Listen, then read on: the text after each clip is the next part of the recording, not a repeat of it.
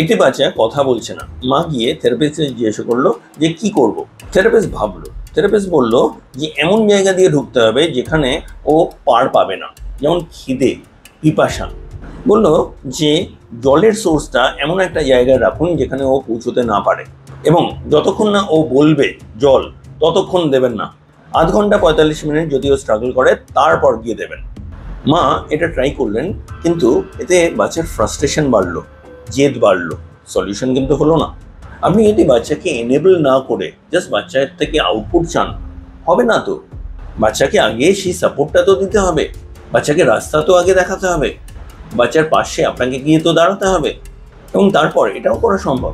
সুতরাং চারিদিকের যা মেকানিজম রয়েছে তার থেকে বেটার মেকানিজম পসিবল, এবং তাতে আপনাকে জানতে হবে, আপনাকে বুঝতে হবে। শুধু থেরাপিস্ট ডিপেন্ডেন্ট হয়ে আপনি কিন্তু সলিউশন পাবেন না। কিভাবে পাবেন জানতে চান? যোগাযোগ করুন, আমরা আছি আপনার সাথে।